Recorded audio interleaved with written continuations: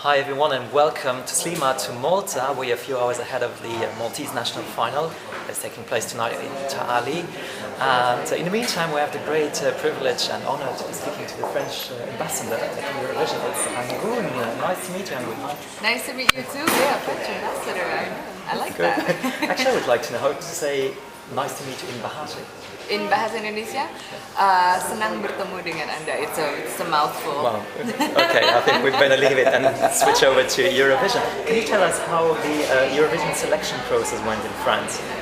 Well, this year, I've heard that my name was already around. I mean, inside the committee for about 2 years or 3 years. They talked about it, and then so I heard the rumor. For me, it was just a rumor until last year, and end of last year they said that it's actually you. Would you, do you want to do this? And it took me literally 2 seconds before I actually said, yeah, I would love to, and it's such an honor.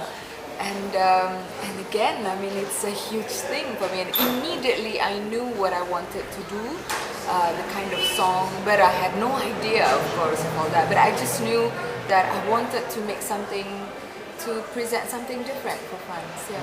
Were you aware of the importance of Eurovision? Because you originally come from Indonesia, you've been in France for a couple of years. Did you have knowledge of the contest? Yeah, actually, I know that the contest is huge in a lot of countries in Europe. Unfortunately, not in Indonesia because it's Eurovision. and actually, we used to have like the equivalent of that, like the Asian song contest. But it was years and years ago, and then they stopped for some reason. Maybe with the success of Eurovision, and you know what? This is just a tiny thing. That ever since the Indonesian people know that I'm going to represent France, they are taking, they are subscribing to cable to be able to watch Eurovision live. So it's a huge thing also for them now that they know about this. So you're still promoting yourself and performing in Indonesia as an artist? Yeah, actually, because every time I'm, even though I'm now French citizen, and every time I release an album, it's always in French and in English. And then there is also a version that I released in Indonesia or in Asia with a few songs in Indonesian. So I've never actually cut any, relationship or tie with Indonesia. Never. You've been working a lot to produce this song. We can see the CD actually here echoes an eye. Can you tell us what musical direction this goes and who came up with the idea of producing this song? Well, actually, I wanted a very upbeat, up-tempo song.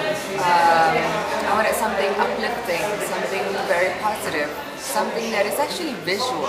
A song can be visual, and that was actually the whole idea. So I said that to a lot of people who I asked to compose a song with me, and then my team come up with this, and then we composed a song along with others. And apparently this song stood out, and it was just the song that everyone instantly fell in love with. So I'm so happy, and because there's like a strong gimmick to it. But then we'll see. It's again. I mean, I'm here in Malta, and tonight it's going to be the selection of the country. I've heard of a few songs last night. They're like really strong material. So it's a great competition. Indeed. Yeah, it's really great. I mean, I'm very excited for this. Okay. So what are your expectations for Baku, and how are you going to make the song visual? Can we hear about your plans about how you're going to perform the song, the stage performance? Well, actually, we're still working on it. Okay. I can't really reveal anything because I don't even know it. But I have a few ideas that,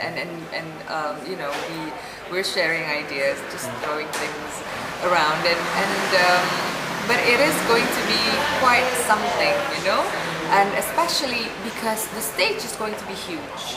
And then the committee, they actually provide us with a lot of visual effects that you can just play around with. It's amazing. You know, because from year to year, for the past 5 or 6 years, every time I watch Eurovision contest, the show, I mean, you know, it's amazing. It's like it's a treat for your eyes and for your ears. So I want to be like that. I want to give that for France, and I want to, to be, I don't know, to shine for France, I guess. It will give you a big exposure in Europe as well, but you're already a popular and well-known artist. Yeah, but you know, last year there was Blue. Yeah. They were already popular as well, and then it's always, I mean, you know, again, we're talking about music. Absolutely. And to me, I mean, I'm here for the love of the music. Right.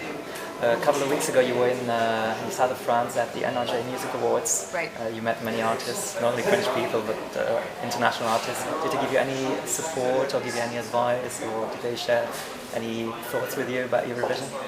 Yeah, actually the whole country knows about this and people they keep like they're patting my back. They're like, oh, we're with you. They're very encouraging. But also, there's a, you know, it's been 35 years that France hasn't won. Yeah. Have you met Mary Miriam?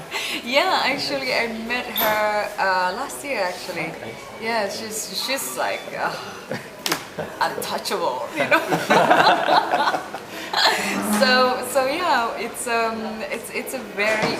huge. I think there's just some kind of Eurovision power around Europe and inside of each country. There's like it's very palpable. It's very moving. Absolutely. Yeah. So you've been in France for a couple of years, as I mentioned before. You probably watched the competition. Do you have any memories from the first years when you watched it live on TV? Well, actually, you know what? I have to say that Lordi,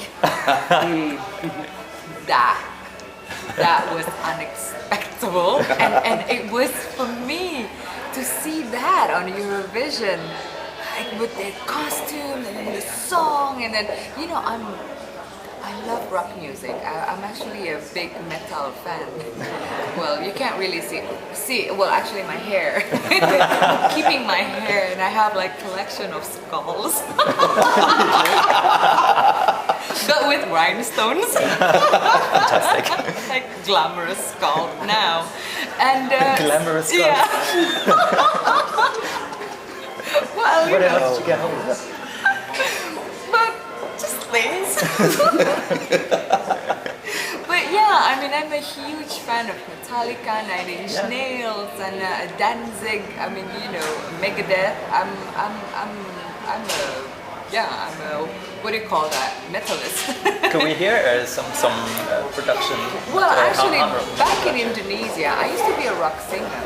Really? Yeah, that was my trade. I mean, I used to have this nickname. They called me Lady Rock for some reason. And then I wanted to be like the first heavy metal singer in Indonesia, but thank God that didn't happen.